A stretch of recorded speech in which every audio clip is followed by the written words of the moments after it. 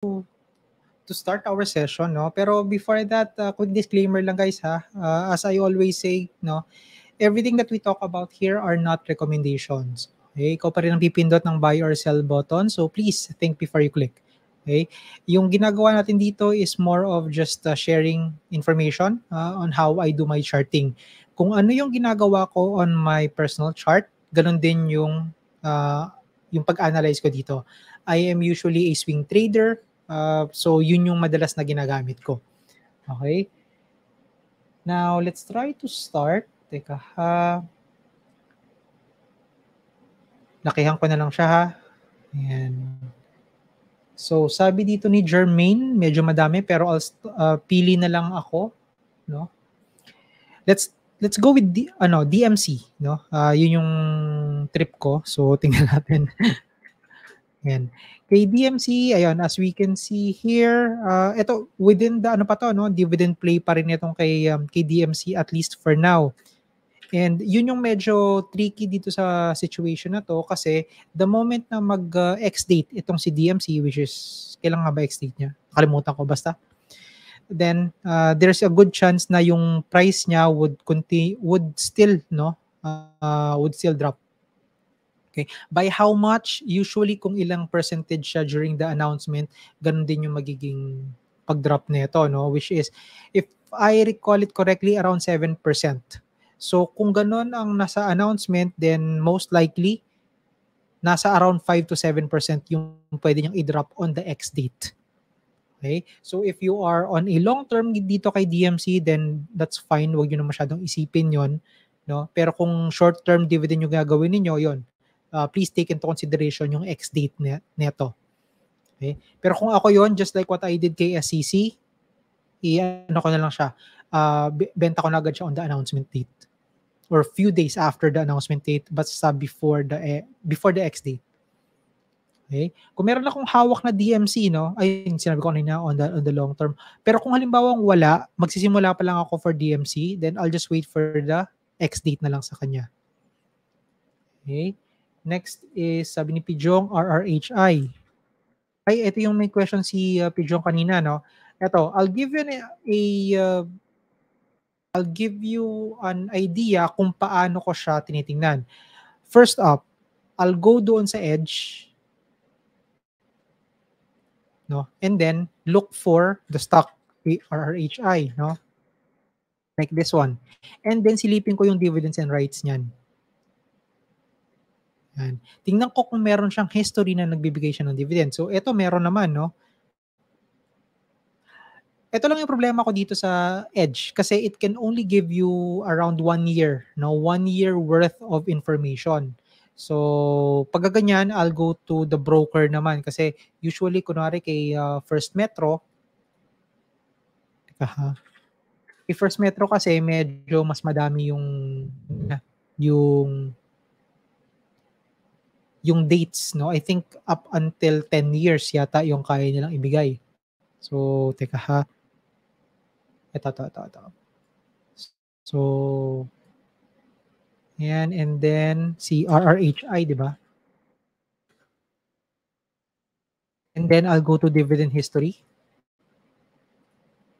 Yan. From the dividend history, ayan, makikita mo na dyan, no? Yung historicals niya. Ayan. So every year naman mukhang nagbibigay itong si RRHI. Yun nga lang, hindi ganun kalaki ha. At least tingin ko. 2021 nagbigay siya ng regular and special dividends. No? And then 2022, meron pa rin 2 pesos. And then this year, meron pa rin at 2 pesos. No? So yun, i-check nyo na lang siya. Yung kanina pinag-usapan natin, all about dividend yield. Paano mo siya makakalculate? Simple lang. So just get your calculator and then, so for example, 2 pesos. 2 divided by, magkano to? 45.75. Or kung magkano man yung average price mo. Ayan. And then multiplied by 100. So ito, for RHI, kung halimbawang nasa 45.75 yung average price mo on the dividend announcement or on the dividend payout, no, then yung dividend yield mo is nasa 4.37%. Okay? So, ayan. So again, meron si RRHI, it's just that hindi siya ganun kalakihan. No? Unlike yung mga ibang mga popular like sina GMA7, ayan, GMA7, SEC, DMC, SPC, no? PLC din pala, 'yon. Andun siya magbigay ng dividend, LTG, 'yon. Okay, so going back, RRHI, let me try to check kasi mukhang ako, ang tinitingnan ko diyan would be, there is a triangle formation dito, no, or triangle pattern. Ayan. Merong triangle pattern diyan. Yun nga lang kumakatok na siya on the support level. So, baka mag-alanganin na 'to. Okay. Kung meron akong hawak na RRHI, anong gagawin ko? At this point, I'll look for opportunity to sell kasi downtrend pa rin si RRHI, eh, 'no? Downtrend pa rin 'to. While kung wala naman akong hawak na RRHI, I'll wait. Hintayin ko yung 47.45, yung breakout niya dito. Yan. At least kapagka nandito na siya, then we can now consider this as a sideways move and hopefully maka-recover na siya right after that.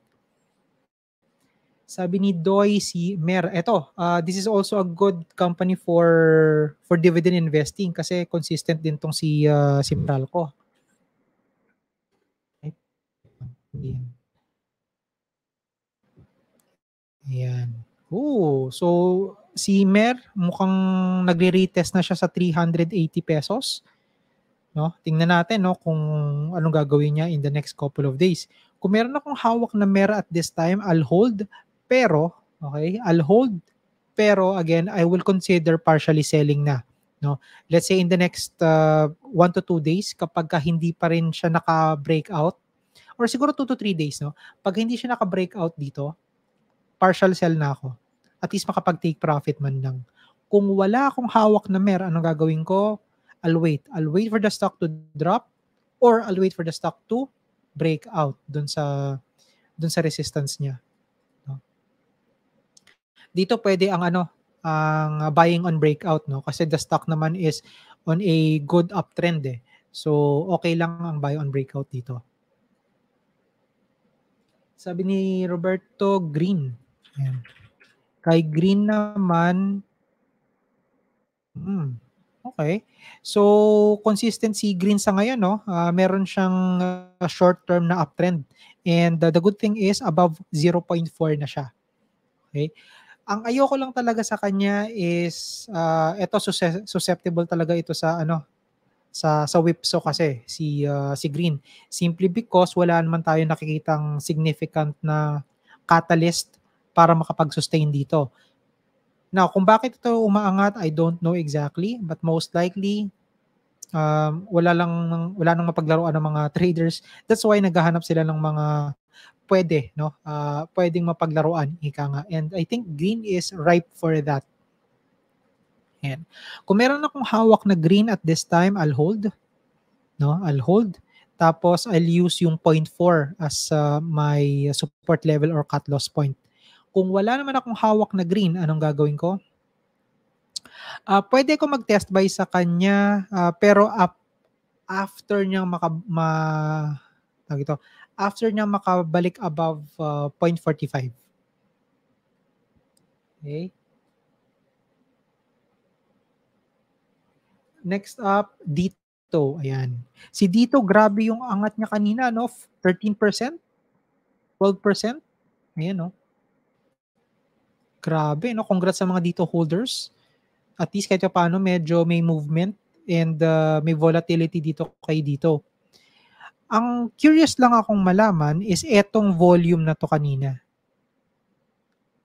Is this really pure trade or block block selling? Tingnan natin let's go to stock and then going to dito. Malaki na yung nasa sell side ha. So ingat by tomorrow. Time and sales. Silipin lang natin.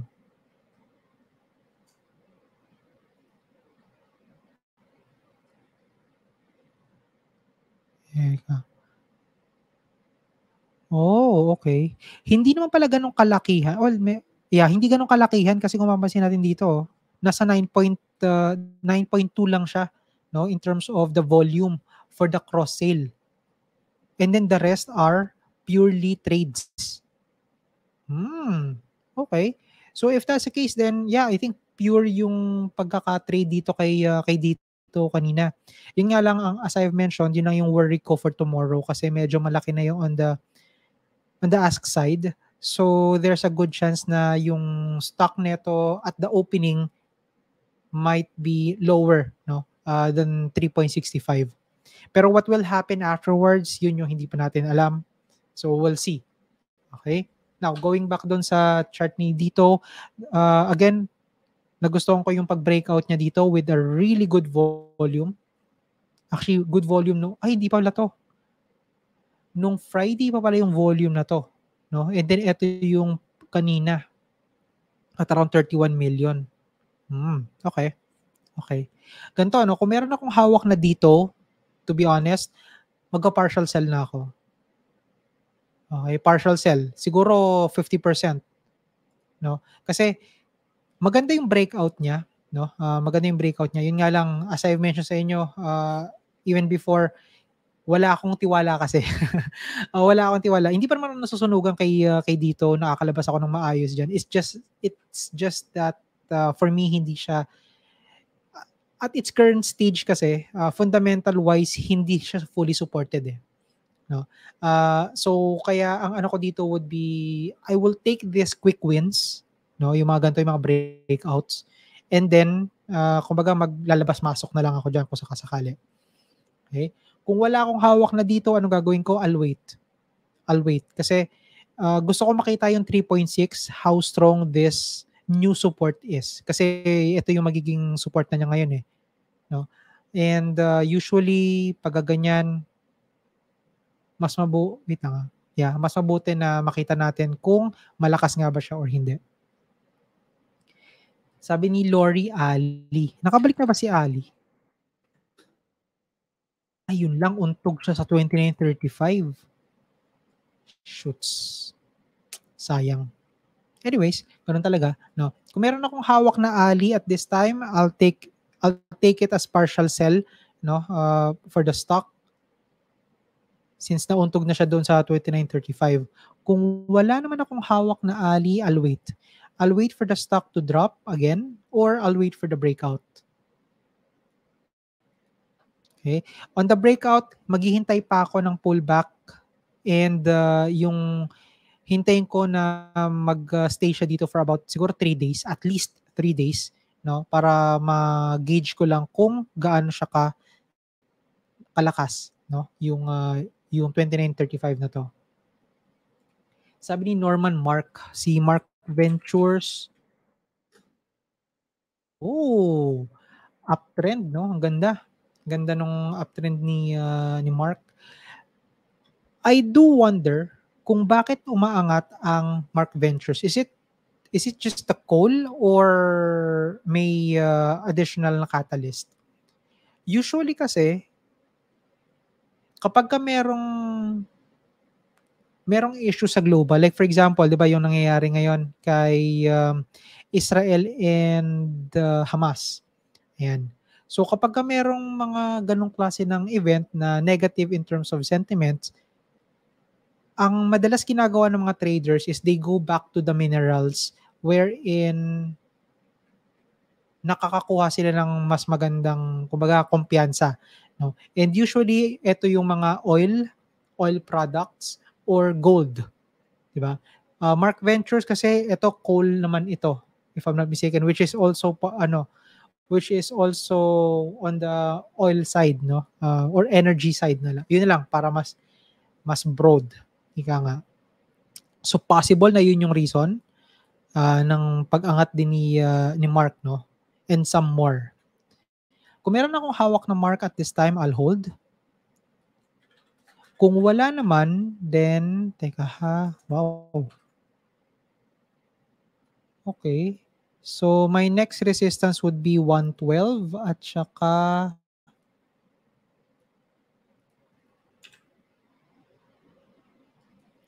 135.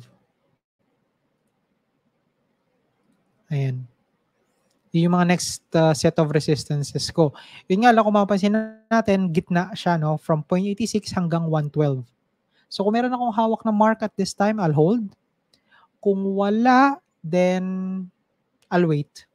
I'll wait for the stock to break out or again, waiting it here on the support for the bounce.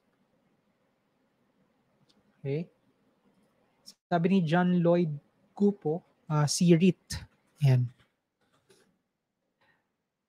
Following up on the discussion kanina on dividends, REIT stocks are very, very, very good no in terms of the high dividend or long-term high dividend na play. Okay? Ito lang siguro yung stock na I would say really good on the long term pero it sucks on the short term. Okay? Kaya hindi siya talaga hindi siya recommended on the short term unless magkakaroon ng mga significant catalyst, no? Pero even so even ganun siya, long term pa rin talaga yung pinakamaayos na play dito sa mga ganitong klase ng stock. Okay? And for C-REIT at this time, kung mapapansin natin, nasa 2.53. Sideways move pa rin siya. Wala pa masyadong movement. Siguro, ayun, I'll wait for the stock na medyo magkaroon ng magandang volume. Sa ngayon, wala pa. No? Wala pa. And alanganin siya for me. Medyo malapit siya sa support, yes. Yun nga lang, yung kanyang resistance will be, saan? Tingnan natin ha. 2.6 or 262. Maliit lang yun. 280, no? I think nasa 280 pa. So, yun. Again, long term lang talaga yung nakikita kong play dito kay C-REIT at this time. On the short term, wala. Magkakaibitan lang kayo ng matagal. FCG. Ayan, ito trending din to kanina. Yung lagapak niya dun sa baba, oh. Which was very unfortunate. No? Sakto din yung pag-drop niya doon sa 618, yung 0.76. So mukhang si 0.76 yung nagiging resistance level nito. And hirap siyang makabawi doon. No? Yung 0.75 hanggang 0.76 na area. Mukhang resistance talaga siya. Kung meron akong hawak na FCG at this time, I'll sell. Laki eh. Almost 10% kanina. Pero kung halimbawa wala akong hawak na FCG, then I'll just wait. Hintayin ko yung mag-drop siya to 0.55 or maka-breakout siya above 0.76. Kasi wala eh. Medyo alanganin. Also, medyo mababa din yung ano niya, yung volume niya. Although meron siya lately ha. Meron din naman kahit paano. Pero yung sustainability nito, yun yung medyo suspect sa akin. Victoriano Converge. Yan. Nakagalaw na ba to? Wala pa din eh. Untog pa rin siya dun sa 618, no? Yung 9.96 or almost 10 pesos. Hindi siya makakuha ng magandang momentum. Kung meron akong hawak na Converge, partially sell na ako. No? Partially sell na ako sa kanya. While kung wala naman, I'll wait. Hintayin ko na mag-drop si Converge dun sa 9.10, 9.12 level and then wait for it to rebound.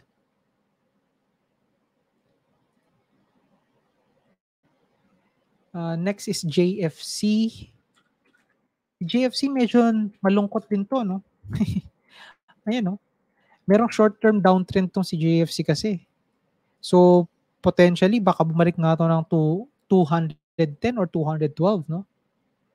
We'll see. Kung meron akong hawak na JFC, I'll try to sell it hanggat kaya, no? So, I'll look for opportunity to sell. Kung wala naman akong hawak na JFC, then I'll wait for the stock na lang. no? Hintayin ko na lang siya na mag-drop pa even further and then wait for the bounce. Benedict, itong si Meg, at least medyo nakalampas na siya dun sa 2 pesos. Ang tagal niya dun sa 2. Ang tagal niya sa 2. Yan, medyo may movement na ulit siya. No? Yun nga lang, let's wait for the 212. No? Baka kasi maging resistance ulit ito. Kung meron akong hawak na Meg, I'll wait. No? I'll hold muna. And then see how it goes, yung candlestick niya. Kung wala akong hawak na Meg, I'll wait talaga. Yan. Hintayin ko yung drop niya sa 2 pesos or even 194. And then, ayun, on the bounce, doon na lang ako babalik sa kanya. Sabi ni Conserge Officer, holding on ICTSI. Yeah, ICT is a good company. Nagbibigay din to ng dividend pero hindi, consistent siya nagbigay ng dividend pero hindi kasi siya ganong kalaki magbigay. No? Consistent siya, yes. Every year nagbibigay pero yung kumbaga the volume na binibigay niya in terms of dividend hindi masyadong mataas. Pero it's okay, no? If you're gunning for a long term, pwede na rin siya. Sabi ni Dong LTG, yun lang.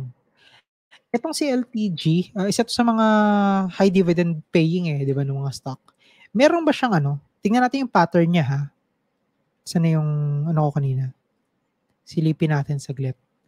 So, LTG, and then I'll go to research, dividend history. Ayan, So, last year, nagbigay siya ng, ilan to?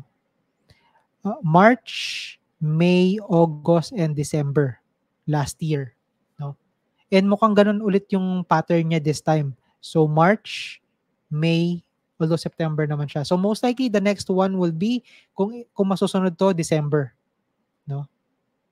December. Ayan. So, baka by December pa. Now, yung mga gusto magbodega, again, sabi ko kanina, 1 to 2 months. So, probably October, yeah? Or November. Okay? Ayan. Now, going back here, for LTG, nasa support level siya at 8.9. Okay? Kung meron akong hawak na LTG at this point, I'll hold. I'll set my cut loss level at 8.9. Kung wala naman, then probably, 9 pesos is a good, it's a good price point na rin naman. No? So, pwede ko mag-test buy na dito. Okay? And then, siguro last na lang ako. Last na lang kasi medyo lampas na tayo. 9 p.m. na tayo. Pili na lang ako dito. Tapos na tayo kay DMC.